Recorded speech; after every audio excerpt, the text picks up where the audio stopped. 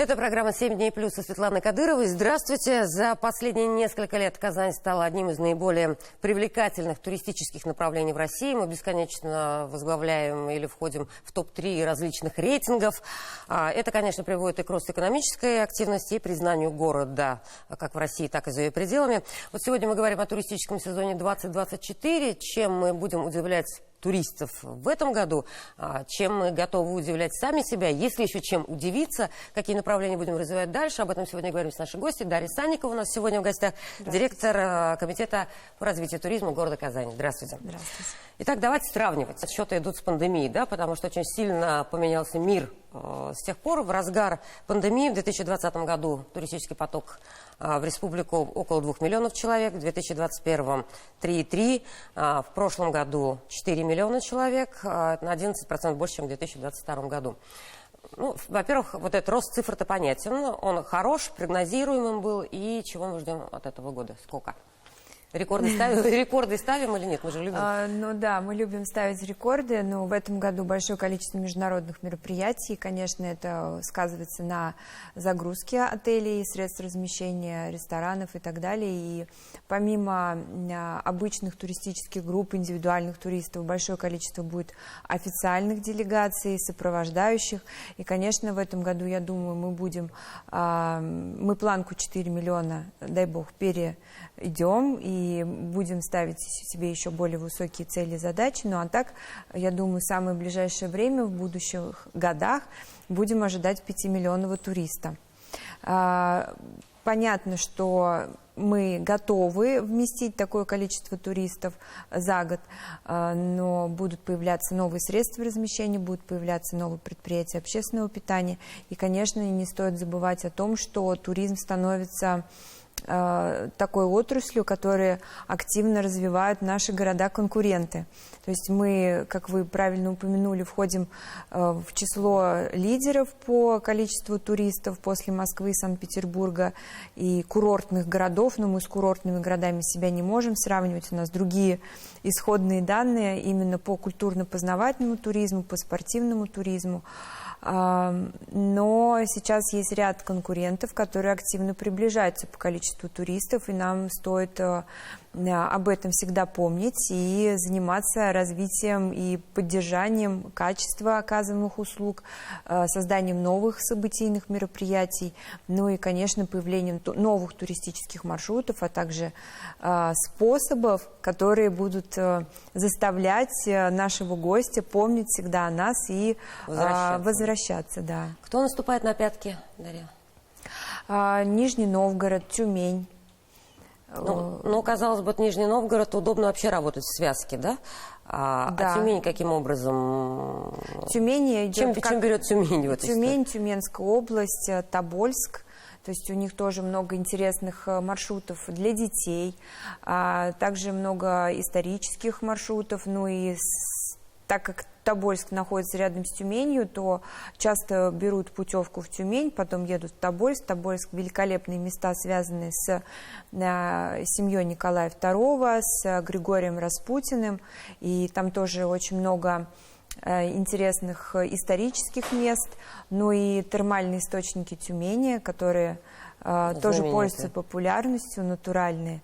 Поэтому мы, опять же, работаем в взаимодействии, обмениваемся туристами, потому что у нас есть прямые авиарейсы, более того, у нас есть прямое ЖД-сообщение, и поэтому мы работаем именно над тем, чтобы казанцы ехали в Тюмень, а жители Тюмени ехали к нам. Да. А с Нижним Новгородом, то есть сейчас трасса М12, да? То есть нас тут облегчает процессы доступа, ну, по качественной дороге. А что еще? Каким образом переманивать из Нижнего Новгорода? Сколько переманивать? Обмениваться хорошо?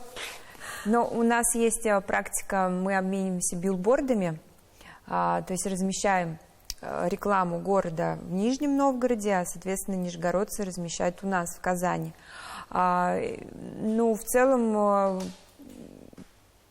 интересует, конечно, тех людей, которые уже побывали в Казани, что нового можно еще посмотреть. В связи с тем, что у нас появляются новые объекты как в ресторанном направлении, так и в средствах размещения появляются новые интересные объекты. Ну и, конечно, событийные мероприятия, которые позволяют привлечь дополнительный поток туристов и увеличить процент возвратного туриста. Ну вот если из таких главных особенностей, почему мы лидеры в рейтинге, да, почему мы все-таки пока опережаем и Нижний Новгород, и Тюмень, в чем наши главные конкурентные преимущества? Наверное, это доступность именно транспортная. Как вы правильно упомянули, что и вот М12 сейчас будет способствовать развитию и увеличивать количество туристов. Это наше уникальное гостеприимство, над которым мы продолжаем работать. И очень важно, чтобы жители Казани были амбассадорами туризма, и чтобы по жителям, по их настроению было видно, что они рады нашим гостям. Ведь это очень важно, создать сначала условия для жителей, ну и, соответственно, они будут нашими главными, так скажем, помощниками в организации встречи наших гостей. Это, конечно же, кухня, и, наверное, самое важное – это многообразие спектра услуг, которые мы можем предложить. То есть это и особый, уникальный исторический, культурный потенциал города.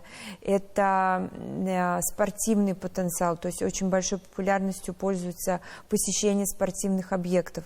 Это и организация спортивных мероприятий, таких как марафон, то есть которые объединяют большое количество, так скажем, партнеров, да, по бегу, единомышленников. И помимо самих участников приезжают же еще и болельщики, которые могут, помимо того, чтобы наблюдать, сходить в интересные места в городе.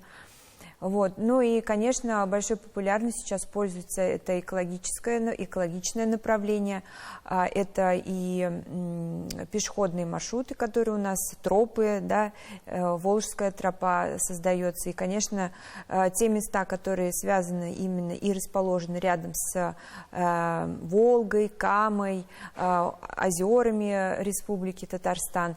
Появляются новые глэмпинги, появляются новые объекты для проведения, для получения каких-то интересных, да, впечатлений, послушать пение птиц или сходить в историческое место, которое связано с какой-то исторической личностью великой. Это все, конечно, пользуется большой популярностью. Вот такое многообразие, единение, и, что важно, что вот каждый район Республики Татарстан и, конечно, Казань славится своими гастрономическими особенностями. Даже треугольник можно поесть и почувствовать вкус его особенно по-разному, в зависимости от того района муниципального, которым оно было приготовлено, это изделие. При этом среднестатистический портрет такой туриста, да, кто это? Турист-одиночка, семья, школьники, откуда приезжают чаще всего? Но мы сейчас пользуемся данными Сбераналитики, и портрет того туриста, который к нам приезжает, это в основном женщина, более 35 лет, приезжает она с ребенком, замужняя женщина, видимо... Но без мужа. Да, но приезжает без мужа. Муж, потому что работает, и она приезжает на отдых. Вот. И в основном к нам приезжают из тех направлений, с которыми у нас есть прямые авиарейсы, либо ЖД сообщения, либо автодорогу. То есть сейчас автопутешествия очень набирают большой оборот, и многие пользуются именно автомобилем для того, чтобы добраться до туристической точки. В основном это Москва, Санкт-Петербург, Нижний Новгород, города Поволжья, Самара, Екатеринбург и Тюмень. А вот, пользуясь той же самой Сбераналитикой, можно узнать, сколько денег они оставляют замужняя женщина без мужа с ребенком в день в Казани, либо за какое-то путешествие, и сколько дней, в принципе, люди готовы, ну, средний портрет, опять же, подарить Казани? Да, ну вот по итогам 2023 года порядка 24 миллиардов рублей Это по количеству транзакций, по количеству операций, которые были совершены благодаря банковским картам. По итогам майских праздников у нас мы зафиксировали цифру 1 миллиард рублей. То есть это достаточно такая хорошая цифра. В бюджете города. Да, в бюджете города. И что очень важно, что 83% загрузки мы зафиксировали. Это очень тоже хороший показатель для средств размещения. То есть это дает возможность поддерживать бизнес отельный, ресторанный в том числе. И фиксировался спрос именно на предприятия общественного питания. То есть если смотреть структуру расходов, которые были совершены нашими гостями, то больше всего количество денег было потрачено именно на рестораны. В общем, как в семье, все на питание? Да, все на питание. Вот вы уже говорили о международных событиях, то есть это одна из наших фишек, да, в том числе по привлечению туристов. Не каждый город, в том числе, если мы сегодня с вами говорим о конкурентах, там Тюмень, Тобольск, Нижний Новгород, БРИКСы там не проходят, да, то есть универсиады там не проходило. Чемпионаты мира практически тоже, я так понимаю, максимум по футболу, может, там что-то было. Вот сегодня международные события – это элемент привлечения туристов, или пока международные события играют роль больше на позиционирование Казани как туристического города просто по России, на узнаваемость больше работают? Я думаю, что действительно, когда мы проводим такие международные мероприятия, как вот игры будущего, игры БРИКС, официальные мероприятия, официальный саммит БРИКС, который состоится в октябре, это, конечно, имиджевая составляющая, в первую очередь, и позволяющая узнать о городе по всему миру. Для нас это очень важно, когда будут трансляции игр БРИКС по большому количеству каналов, и благодаря именно вот таким трансляциям узнали в свое время, когда проходила универсиада, о нашем замечательном городе, миллиарды людей на всей планете. Вот. Ну и, конечно, для города проведение таких мероприятий – это наследие. То есть то, что сейчас благоустраиваются общественные пространства, появляются новые точки отдыха, освещение, фонтаны. Это все, конечно же, останется в городе, и этим будут пользоваться наши жители и смотреть на красоту нашего замечательного города. Для нас всем от этого хорошо, да, я так понимаю, и туристам, и жителям города. Да. Что меняется в топе популярности среди туристов? То есть раньше всегда есть достопримечательность, это вот, ну, классический Кремль, Свияжск-Болгар, ну, то, что называлось. Что в Казани входит в топ на данный момент? Может быть, потихоньку Кремль уже начинает поднадоедать, и люди выбирают открывать для себя другие точки? Кремль большие молодцы, Кремль не может надоесть. Каждый раз на территории Кремля проходят новые выставки, и не забываем, что здесь находится филиал Эрмитажа. Например, Спасская башня заработала свой собственный музей, появляются новые точки панорамные, откуда можно посмотреть всю красоту города. И, конечно, Казанский Кремль является, наверное, самым популярным местом. Даже те люди, которые бывали уже несколько раз, все равно считают для себя должным зайти, заглянуть в Казанский Кремль. Это, конечно же, улица Баумана. Она просто такая яркая, пестрая, многогранная. Отремонтированная, наконец-то. Отремонтированная, да. Большое количество заведений на любой вкус. И бары, и гастропабы, и рестораны, и отели, и памятники архитектуры. То есть все на одной улице. Это, наверное, тоже одно из самых популярных направлений туристических города Казани. Конечно же, это чаша, очень любят. Это тоже является, наверное, обязательным для посещения. Это обзорная площадка чаши, это скульптуры, да, которые находятся рядом с чашей, ну и возможность посмотреть на речную гладь. Речные экскурсии, конечно, особой популярностью пользуются по реке Казанкой, и многие пользуются вот интересным времяпрепровождением проводят это на озере Кабан. Ну и вот я сейчас плавно подхожу к Старо-Татарской слободе. Которая тоже в этом вошла. Реновация была. Вот почему Во-первых, не так давно же мы ее делали. То есть вроде бы казалось, что она уже должна была отвечать всем туристическим запросам и так далее, и так далее. И вдруг реновация такая масштабная. Старо-Татарская слобода стала одним из таких ярких туристических мест города Казани. Было принято решение, почему именно Старо-Татарскую слободу, потому что, чтобы получить этот грант, который давался правительством Российской Федерации, тогда Ростуризмом, необходимо было, чтобы территория, куда пойдет финансирование, обладали не менее 50% памятников культурно-исторического значения. И, собственно, мы тогда приняли решение, что это должна быть Старо-Татарская слобода. И еще сыграл важную роль фактор: в Старо-Татарскую слободу приезжают туристы, находятся всего на территории ее 30-40 минут. То есть для нее это очень мало. Был, да, для нас было очень важно увеличить время пребывания до 5, 6, 7 часов.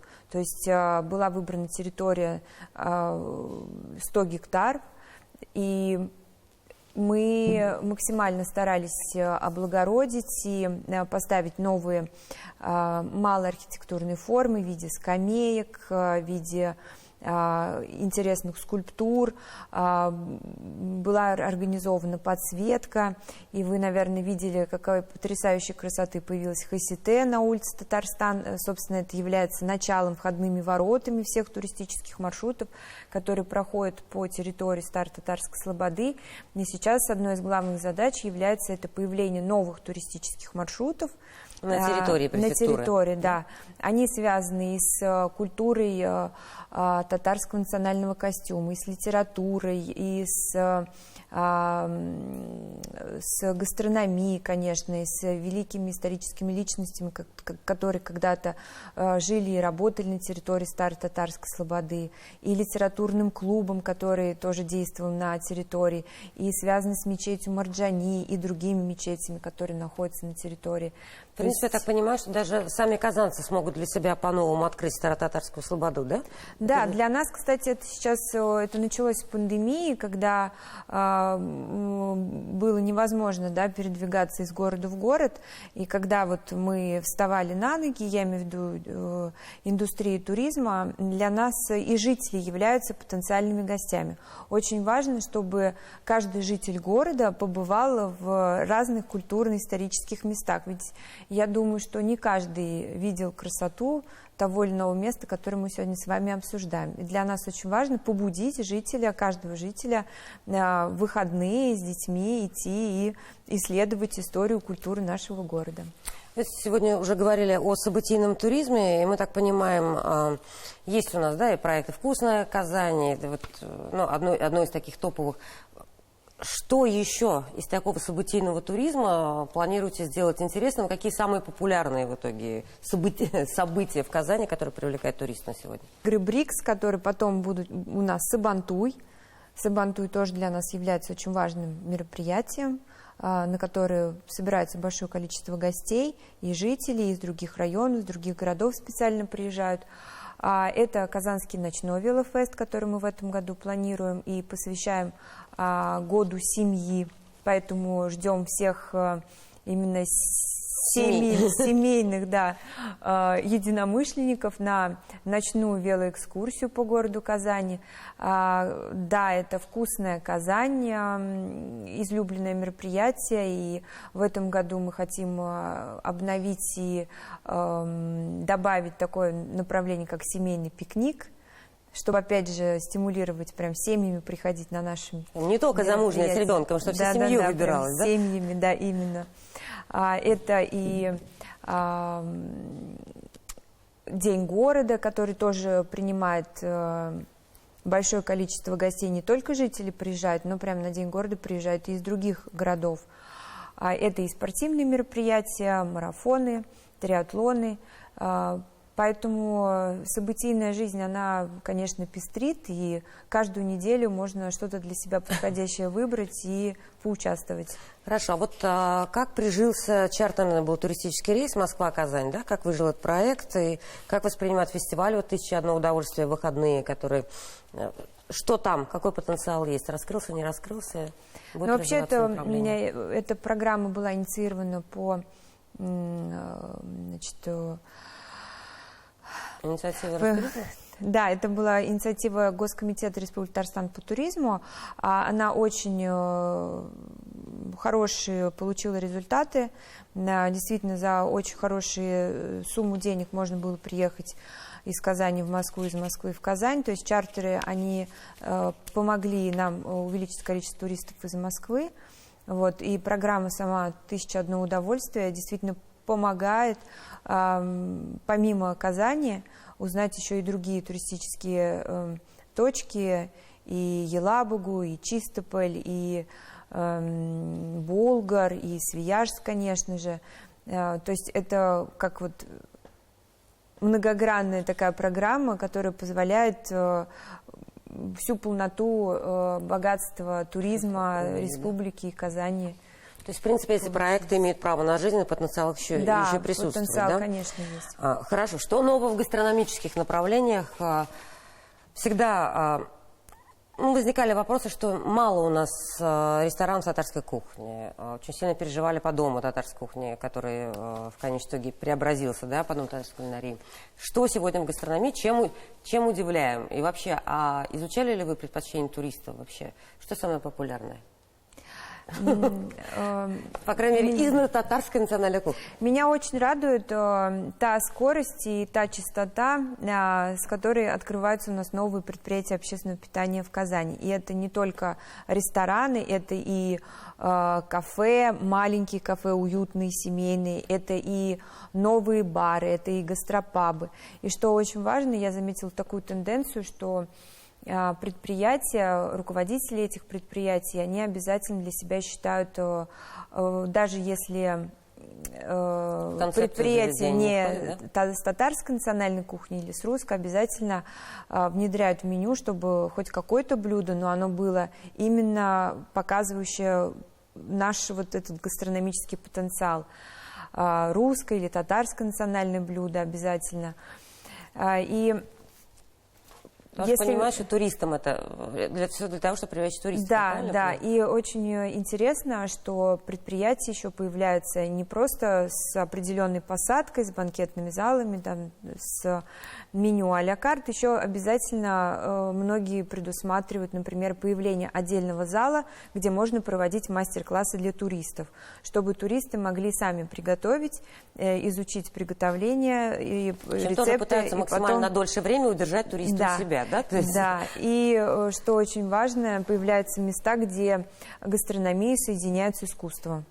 То есть помимо того, что ты как будто духовная бы... пища. Да, духовная пища, участвуешь в театрализованном представлении, являешься таким главным, таким основным лицом, и помимо всего этого еще и очень вкусно можно поесть разнообразную национальную кухню. Мы сегодня говорили о конкурентах Нижний Новгород, Тюмень, но у нас вот конкуренты, вот, например, поселок Лаишево, туда в скором времени город-курорт, похоже, будет со всем проектом Марина. Я думаю, это не конкурент. Не конкурент? Это целая уже экосистема. То есть мы понимаем, что в Казань в любом случае будут приезжать, потому что здесь находится аэропорт. Мы понимаем богатство, культуру, историю, весь этот потенциал города. И, конечно, мы понимаем, что есть казанская агломерация, и районы, которые находятся в этой агломерации, они также развиваются, и это нам только на руку, потому что одной из также главных задач является увеличить продолжительность пребывания туриста. Сейчас она составляет порядка 3,5-4 дней, но мы хотим дальше идти, то есть до 6, до 7 дней увеличивать. А сколько вообще идеальный процесс пребывания туристов в Казани? На сколько дней развлечений хватит? Увлечение, развлечение, экскурсии и всей программы. Но я бы рекомендовала дней на 7-10, да, с включением посещения театров, спектаклей, цирка, зоопарка, то есть... Ну и путешествием по республике, да, в том числе, и путешествия по республике. Хорошо. При этом большое строительство к саммиту БРИКС, к играм стран БРИКС, к саммиту БРИКС. Насколько все это серьезно преобразит город, либо это какие-то косметические вещи, которые малозаметны для всех? Я думаю, что преобразит, особенно это касается реки Казанка. на той стороне, видели, наверное, да, масштабные изменения, строительные работы. Это также важно именно с точки зрения для пребывания гостей. Практически все средства размещения сейчас делают косметический ремонт, уже идет окончание этих работ.